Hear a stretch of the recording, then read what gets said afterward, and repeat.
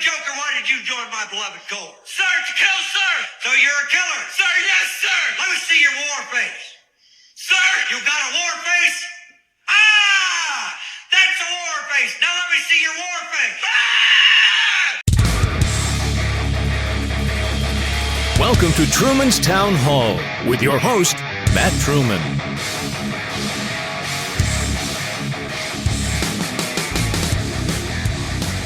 Hello, this is Matt Truman. Thank you for downloading this episode. Thank you for sharing with a friend. Today is December the 10th, 2021. Thank you for joining us. The podcast is growing. And today, we're talking about war. That's right. Do you have a war face? Oh, I hope so, because things are heating up over in Eastern Europe and Asia, right? Russia, Ukraine. Things are heating up, aren't they? I think we did a podcast not too long ago talking about the Ukraine and Russia, China, Taiwan, Belarus, Poland. That area is hot right now. Definitely hot. So yes, I have been following closely to the events taking place over there, over in Eastern Europe. And today I'm going to play a few clips. We're going to talk about this stuff. We're going to wonder why this is escalating to the point of war. And we're going to question it. We're going to talk about it today. So I have done a little bit of research to bring you guys these clips today. I went throughout a bunch of different world news reports that have been happening just recently in the past week, maybe a little bit over the weekend. This past weekend had our major news media caught on. Oh, why is that? Because Biden had a video conference with President Vladimir Putin from Russia. Dos Vidonias. Anyway, let's listen to what some of these world news folks have been talking about, and then we'll get right into it. The foreign ministers of America and Russia have held an in-person meeting in the Swedish capital Stockholm today. The meeting comes after a series of tense exchanges between the two sides over Ukraine. U.S. Secretary of State Antony Blinken walked onto the podium as he waited for Sergei Lavrov, the Russian foreign minister, to join him for a joint press conference. After days of heated exchanges, the top diplomats from the two historic adversaries spoke about their respective concerns regarding Ukraine. We have deep concerns about Russia's plans for renewed aggression against Ukraine. That would move us in exactly the opposite direction, and it's simply not in anyone's interest. That's not just our concern. It's a concern that is shared by many in Europe, and I think Sergei has heard that expressed over the last 24 hours here in Stockholm. We have a strong ironclad commitment to the sovereignty and territorial integrity of Ukraine. And I would like to highlight that we are interested in making steps to regulate to settle the Ukrainian crisis. And the American colleagues who have said on numerous occasions that they are ready to help by establishing a dialogue channel that existed before. And we are ready for that. The meeting was held on the sidelines of a meeting of the Ministerial Council of the Organization for Security and Cooperation in Europe. Tensions have been soaring over the Russian troop build-up near the Ukrainian border. It's rattled both Ukrainian and Western officials. They see it as a possible sign of Moscow's intention to invade its former Soviet neighbor 7 years after Vladimir Putin annexed the Crimean Peninsula. But the Kremlin insists it has no such intention. Joining us now live from Moscow is WION's correspondent in the Russian capital, Julia Chapman. Julia, more tough talk in Stockholm today, but has this meeting in any way helped to ease the tensions? Dialogue is certainly always seen to be a positive when it comes to the Russian-US relationship.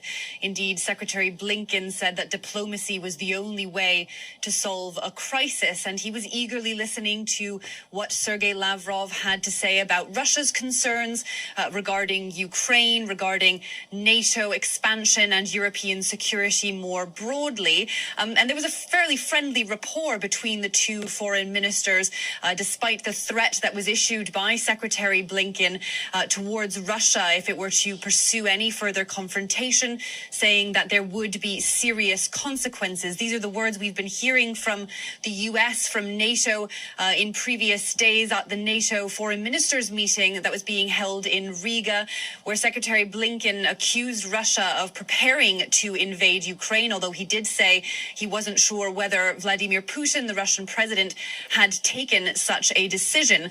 But certainly having the two foreign ministers at the table, although it was a very brief discussion that they held on the sidelines of this meeting, is a step in the right direction in terms of easing tensions. And it's certainly being viewed well here in Moscow, which is trying to orchestrate a meeting between Presidents Vladimir Putin and Joe Biden before the end of the year, although the White House has confirmed no such plan so far. That was WION. That is the World is One News. It's out of New Delhi, India. I know we got a lot of folks who listen from India. So shout out to y'all. Thanks for listening. But yes, the World is One News, WION, had that report. President of Russia, Vladimir Putin, and the President of the United States had a video conference on Tuesday. Moving on now, tensions between Russia and Ukraine remain high. On Tuesday, U.S. President Joe Biden held talks with his Russian counterpart, Vladimir Putin, where the two leaders discussed the Ukraine issue. And a day after the talks, Biden has said that sending American troops to Ukraine is not an option, particularly without the support of the NATO allies. Our report gets you more. That is not on the table. U.S. President Joe Biden on Wednesday said putting American troops on the ground in Ukraine to deter a potential Russian invasion was, quote, not on the table, particularly without the support of NATO allies. It would depend upon what the rest of the NATO countries were willing to do as well. But the idea the United States is going to unilaterally use force to confront Russia invading Ukraine is not in the cards right now. But Biden said there would soon be high-level meetings with Russia and at least 4 major NATO allies to discuss the future of Russia's concerns about NATO and to try to bring down the temperature on Ukraine's eastern front, where tens of thousands of Russian troops have massed. The Kremlin has denied having intentions to attack Ukraine and says its troop buildup is defensive in nature. Speaking to reporters outside the White House, Biden said he made it clear to Russian President Vladimir Putin during their nearly 2-hour virtual meeting on Tuesday that there would be economic consequences like none before if Russia invades Ukraine. I was very straightforward. There were no minced words. It was polite, but I made it very clear. If, in fact, he invades Ukraine, there will be severe consequences. Severe consequences. Economic consequences like none he's ever seen. Biden had promised up to $60 million in military aid to Ukraine, the final elements of which will be arriving this week, Pentagon Press Secretary John Kirby said Wednesday. Can you say what those are? Small arms and ammunition. Biden added that the U.S. had a moral and legal obligation to defend NATO allies if they are attacked, but that obligation did not extend to Ukraine, which is not a member of the alliance. Again, that was WION News talking about Joe Biden, Vladimir Putin, having a discussion. Now, what's going on in the Ukraine?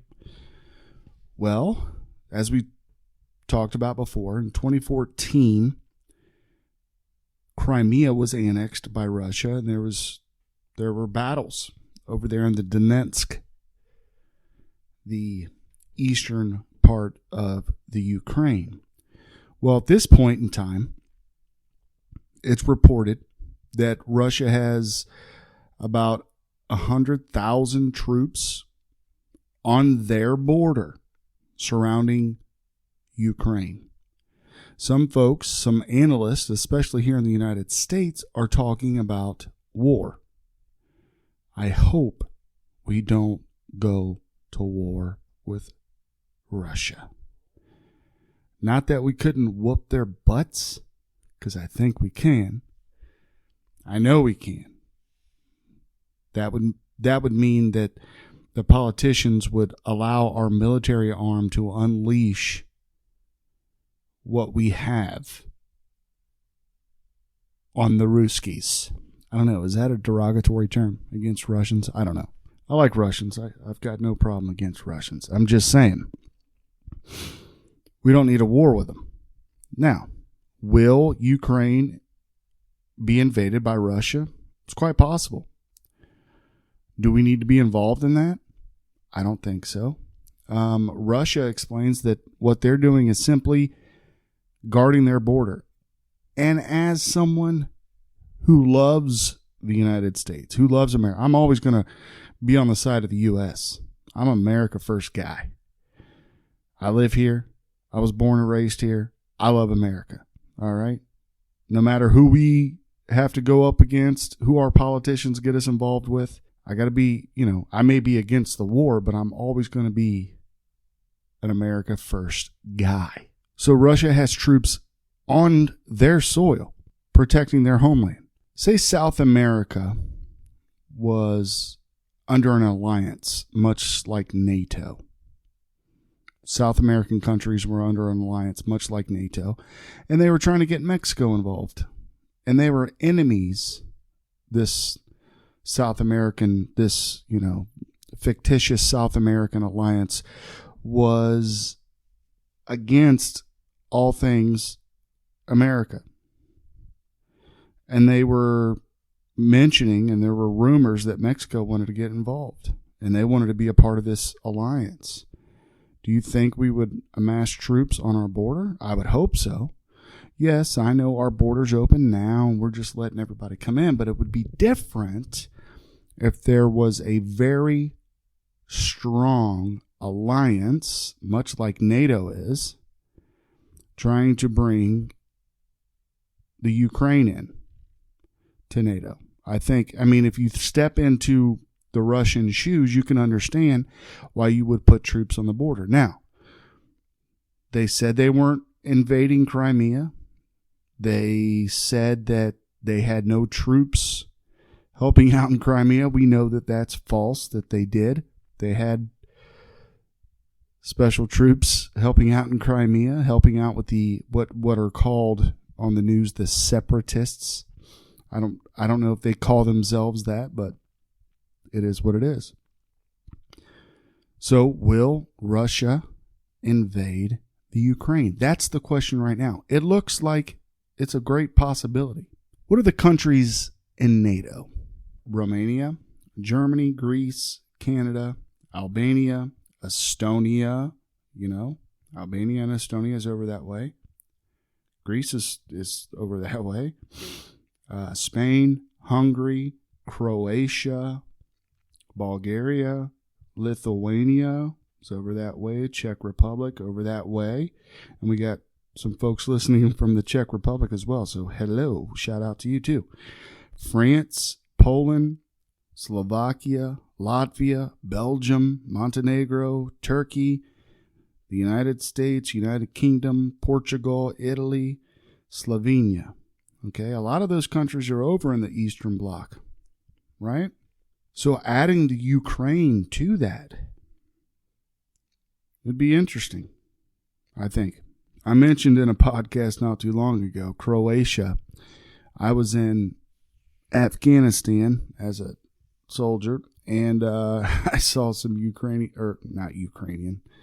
I did meet a Ukrainian dude over there. He was like a manager of the kitchen. Probably one of the most racist people I've ever met in my life. But anyway, I was just kind of thrown off by that. So hopefully that guy isn't like all the Ukrainians. Anyway, side note. To another side note about the Croatians. That there were some Croatians. There was a firefight, and these Croatians were they dove off in a ditch. Obviously, yeah, that's what you would do. We're riding around in these bulletproof MRAPs, and the bullets are pinging off our MRAP as we're rolling down this road. And these Croatians dive in this ditch, and they were just waving us on like, "Go get them, boys!" Like right by a Humvee, an up-armored Humvee. And I'm thinking to myself, jump in your Humvee and come help us out.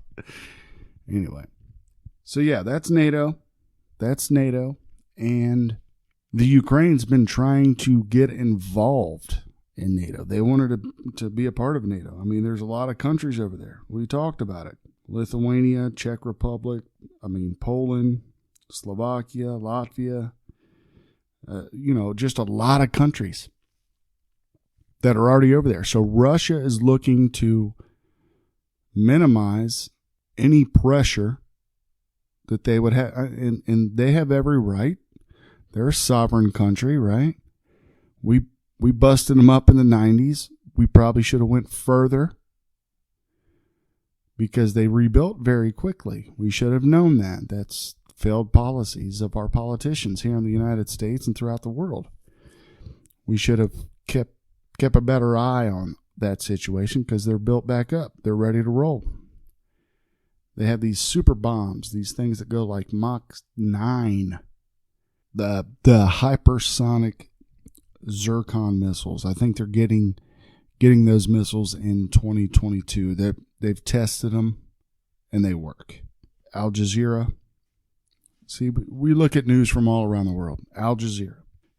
Tests of Russia's Zircon hypersonic cruise missiles are nearing completion, and deliveries to the Navy will begin in 2022, President Vladimir Putin has said.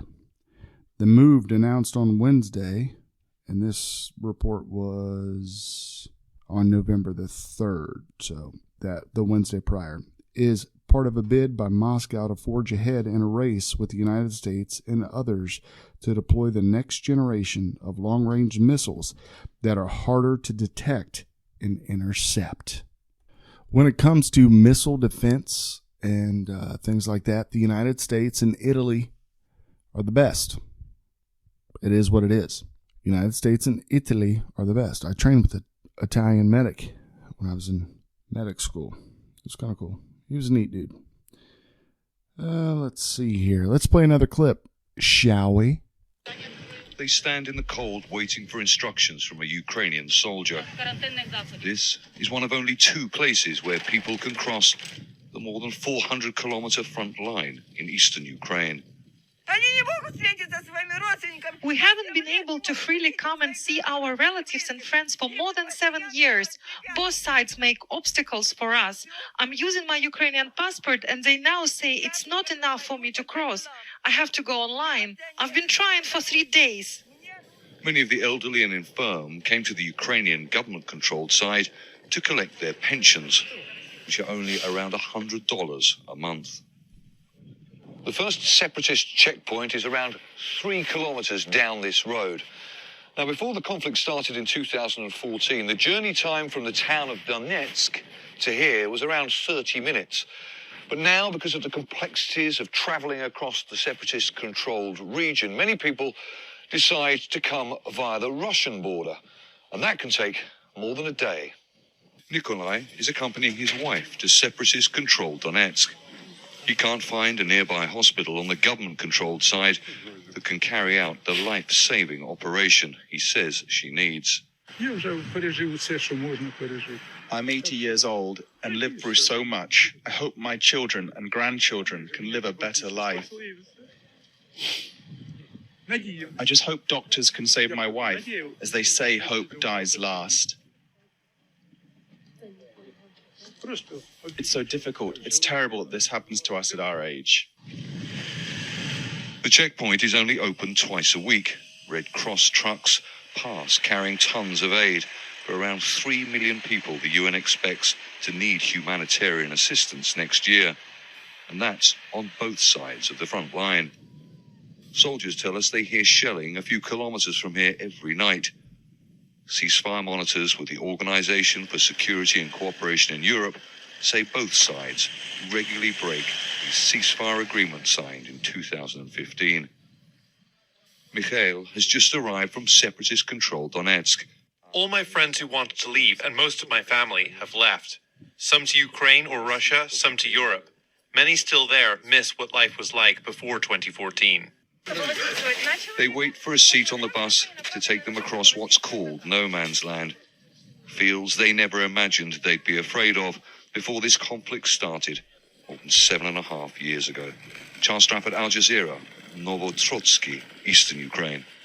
All right, so we're just bouncing around. A lot of times we play U.S. news, so I wanted to play some world news because before this past week, U.S. media was not covering the Russian-Ukraine, now Russia-Ukraine, United States, and then even more so Russia, Ukraine, United States, and NATO.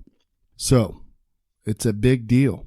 And I played that clip to say this, that's 7 years after major fighting had ended in Ukraine, in Donetsk, and they drew up lines. Imagine if there is a full-on hot war over there. Imagine that, just between Russia and Ukraine, the suffering, not only from the Ukrainians, but from the Russians. There's going to be suffering all around. Then add on to that, the United States gets involved. NATO gets involved. Who else gets involved at this point?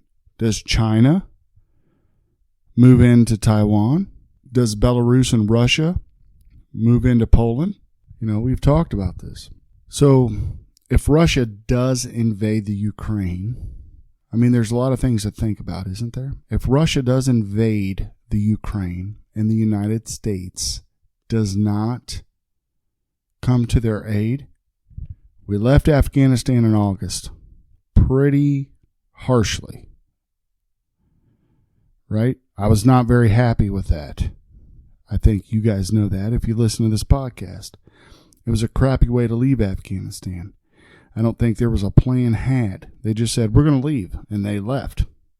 It was just the most bizarre thing I've ever seen in my life. And then they don't come to the aid of the Ukraine, the U.S., and I'm talking political consequences, right? So you got Afghanistan, Russia invades Ukraine, and we don't come to their aid, then they're out. And then what if China does invade Taiwan? We're supposed to help defend Taiwan as well. And we don't go to their aid too? Huh. But what if we do? Right? Okay, if we don't, we're going to look like a bunch of idiots. Nobody's going to trust us.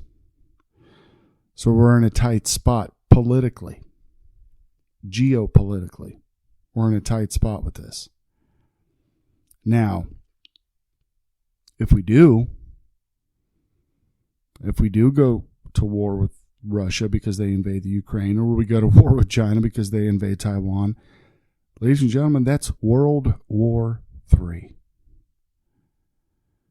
And that was the whole podcast we did not too long ago. And I warned you guys about that. And I talked about it. There's folks that could probably elaborate better than what I can. But I think this is important to talk about. And not many are talking about it. Or they're just starting to talk about it. Or they're just starting to get concerned about it. And a lot of folks aren't even getting concerned. They're getting excited. They want this war with Russia. Why do the Democrats in our stinking country not like Russia? They hate Russia. I mean, hate them. Hate them. I don't know. It's weird. We could find, and hopefully, I feel there's still time, we could find diplomatic ways to not have a hot war between Russia and the Ukraine. We can find that. What's the even ground here? Let's see here. Let's think. okay, we could tell the Ukraine, listen, we'll supply you with arms, we'll supply you with defenses, on the DL through the CIA, however, they're able to do things like that on the down low. But you're not going to be a member of NATO. Because once you're a member of NATO, you're going to get attacked. As soon as the Ukraine says yes, and the NATO stamps it and says, welcome aboard, boom, they're getting attacked. Or even before the ink hits the paper, Because Russia's really concerned about that. And they should be. I'd be concerned.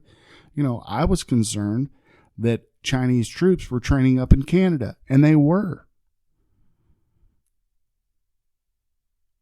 That president up in Canada, what a joke. That should have been something else. I don't know. Chinese troops training in Canada, that's way too close to home for me. Like I said, America first. All right, let's hear some other stuff. Enough of me bloviating. Adrian, we have some more breaking news. I wasn't going back on tonight. I had just did my Russian-Ukraine update a few hours ago, but we have some breaking news coming in. This is just in from Hal Turner. U.S. senators remark on TV triggers Russian nationwide nuclear attack exercise. So we actually reported on this last night that this U.S. senator right here, this guy opened his big mouth and said that the United States was going to consider using or striking Russia with a first strike nuclear strike. So there's been a lot of repercussions from this. This was on Fox News. Neil Cavuto, I don't know how you pronounce his name, one of the Fox News anchors, was interviewing this U.S. senator, Senator Wicker. So let me go ahead and read you this article. Yesterday on Fox News Channel, United States Senator Roger Wicker, Republican from Mississippi, told host Neil Cavuto that the U.S. wouldn't rule out using a first nuclear action against Russia over Ukraine. Not 12 hours later, the entire nation of Russia is now engaged in a full-scale nuclear attack self-defense exercise. The comments by Senator Wicker, reportedly on last night's Hal Turner radio show, appeared in a 32-second video below. So this is the senator right here opening up his big mouth. Looks like a lot of repercussions. It says, given the context of the remarks, what the senator said is even worse than first glance. Senator Wicker sits on the Senate Arms Services Committee, so when a man who is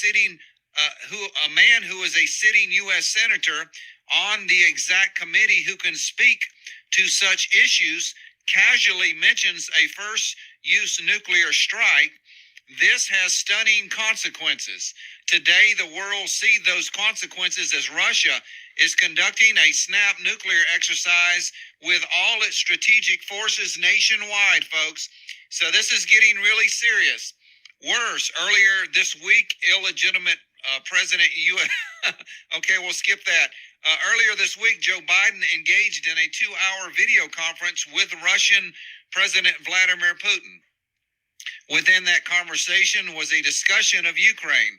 Biden told Putin the U.S. and NATO are very concerned about the Russian troop buildup near Ukrainian border. President Putin replied that Russia is also very concerned about U.S. NATO forces active in Ukraine and in the Black Sea, and that Russia sees the need to ensure its own security given NATO's relentless drive to expand closer and closer to the borders of Russia. Now that Senator Wicker has made his first-use nuclear remarks against Russia, trainloads of Russian troops, tanks, armor, artillery, and surface-to-air missiles are heading west toward the Ukraine border.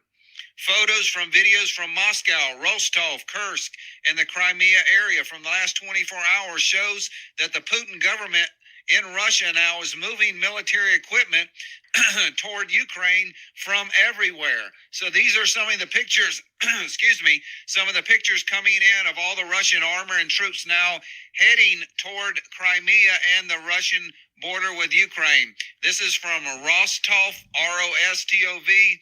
Some more snapshots of Russian equipment being moved very quickly now. It does look like things are accelerating. This is from Kursk, K-R-S-K. Some more pictures of Russian tanks on trains. All right, these are some more Russian, looks like small tanks or something. Toyota, wow, okay. Somebody's got a Toyota over there. It says new images from Crimea and Volnovets shows countless logistic vehicles, self-propelled guns, and anti-aircraft missiles. So these are all on a train now heading toward the Russian border with Crimea. All of this stuff just happening in the last 12 hours. So we also have a video for you guys to watch. So these are just still images of all the Russian equipment now being put into place. This video from Voronezh shows what's on the move and what is already positioned inside Russia over NATO and U.S. antics in the region. So let me go ahead and play you this real quick. This is the video. I will zoom in. So, folks, I don't know how this is all going to play out. We're just trying to bring you the breaking news as fast as it comes in. New York Prepper is reporting that a Russian doomsday plane now is flying over the Black Sea. I will leave the link to New York Prepper's video. He is reporting that a Russian doomsday plane has been launched and is now circling over the Black Sea region. That is a command and control aircraft that can take control of the battlefield while it is going on. So this is Hal Turner's editorial opinion. He says, whatever improvement in communications or relations that was intended by the 2-hour presidential video conference has quickly withered into a far worse development within a matter of hours after loose talk by people with authority. It is almost as though we have elected officials with the minds of children shooting off their mouths as if this is some sort of a game. This is not a game. Of course, while all these serious and dangerous developments continue to take place, the mass media in the U.S. and Europe is devoid of any news concerning the development trouble. The general public of Europe and America are kept blissfully unaware of what their public servants are stating. Are starting World War III over Ukraine. So, this is the latest news. I will leave this article from Hal Turner. But like I said, we reported on this last night about this U.S. Senator Wicker right here. Let me see if I can get his photo right here from, I think it's from Mississippi. Or maybe it's Louisiana. Let me read one more time. No, it is from Mississippi. Roger Wicker, a U.S. Senator from Mississippi, said that the United States is considering a first strike against Russia over Ukraine. So now Russia is just triggered a nationwide attack exercises all over Russia. So I did want to bring you this breaking news. Also, New York Prepper is reporting that Russia's doomsday plane is up. So there has been a lot of report that we just did about all the aircraft flying over Europe right now, coming in from the United States, heavy transport planes like the C-17. Our big transport planes are funneling arms and maybe even troops into Ukraine. But the area is just crawling now, folks, with airplanes over the European theater. So if there's anything else, breaking news, we'll try to get on and bring it to you. But this is the latest news that we have. It is about 6 o'clock here, Arizona time.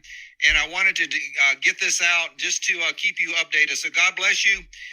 We want to thank everyone for their support.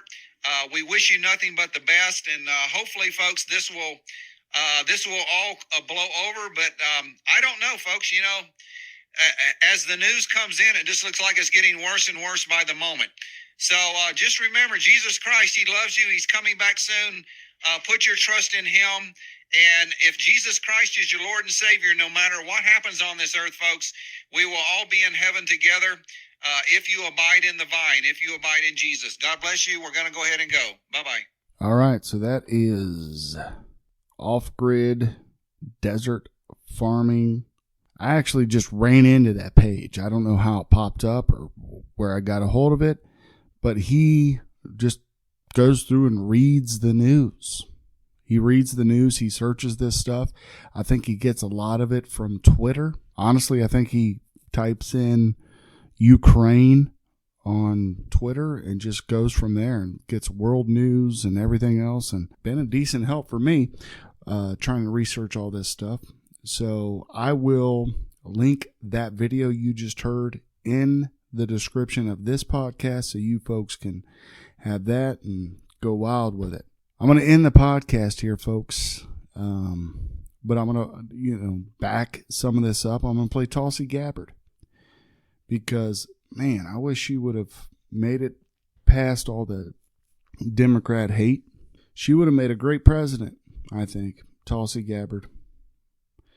But it is what it is. So here's Tulsi Gabbard on the Tucker Carlson Show. Tulsi Gabbard has thought a lot about this. Of course, a former congresswoman from Hawaii, currently a lieutenant colonel in the Army Reserves. She joins us tonight. Congresswoman, thanks so much for coming on.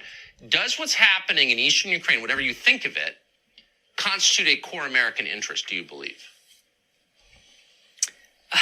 No. Look at what Senator Wicker is saying. I want to go back to that for a second here, because anyone who would propose or even consider what he is saying as an option must be insane, a sociopath, or a sadist. Because let's just understand here. So he's saying, let's go and launch a nuclear attack that would start a war that would destroy the American people, our country, and the world, and also the Ukrainians, so that we can save Ukraine's democracy.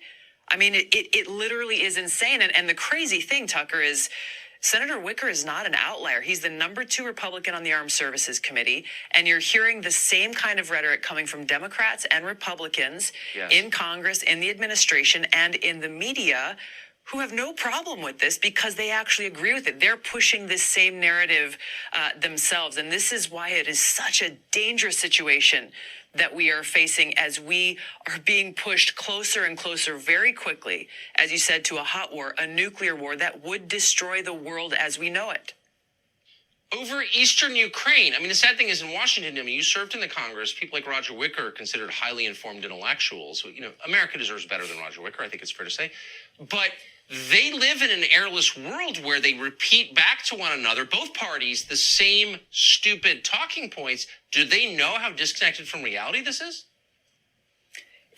Unfortunately, it doesn't appear to be the case, and this is just points to their ineptness, their lack of a capability to really clearly see what the consequences are of their rhetoric, of what the actions. And this isn't just empty words. There are consequences to leaders in our country, influential people in our country, to throwing things out like a first-use nuclear attack is on the table. This directly undermines our national security. It directly puts the American people and our country and the world at risk, Tucker. And what are we trying to accomplish here? Because that will be the result. This is a much longer conversation, but in a minute, why eastern Ukraine? I mean, you could think of lots of parts of the world that are critical to our national interests, the shipping lanes in the South China Sea, for example, or lots of things. You could argue we have to defend this. But Ukraine? What? We've been talking about Ukraine for years. What is this? The thing that I see here, Tucker, that is the same neocons and neolibs in Washington who dragged our country into regime change wars in places like Iraq and Libya and Syria, the same ones who are pushing us very quickly into this war with Russia and never stating once, hey, what's our objective? What are we trying to accomplish here? And how does it serve our country's national security interests? Exactly. Not a single one of them are pointing that out. This is not some Stone Age land in South Asia. This is a real country with nuclear weapons and an actual army. Like these, Exactly. just too crazy. And by Tulsi, the way, they have more yes. nuclear weapons than we do. So thinking you're just going to launch a nuclear attack and not see a consequence that will lead to a nuclear war that destroys the world is, again, insane, inept, and I don't know how many more words we can use to describe it. It's ridiculous, and these people should not be in positions of power to make these decisions. I couldn't agree more. I also have run out of adjectives, but I agree with the ones you used. Tulsi Gabbard, great to see you tonight. Thank you. I needed to come here and see a smile, see a street, smell the smells, talk to the people, and take that home with me. I didn't come here to criticize any government or any president. What I will say is this. I find it personally baffling that at a time like this, I cannot, given my self-claimed fertile imagination, I cannot conceive of any reason why the American people in the world would not have shared with them the evidence that they claim to have of weapons of mass destruction in Iraq.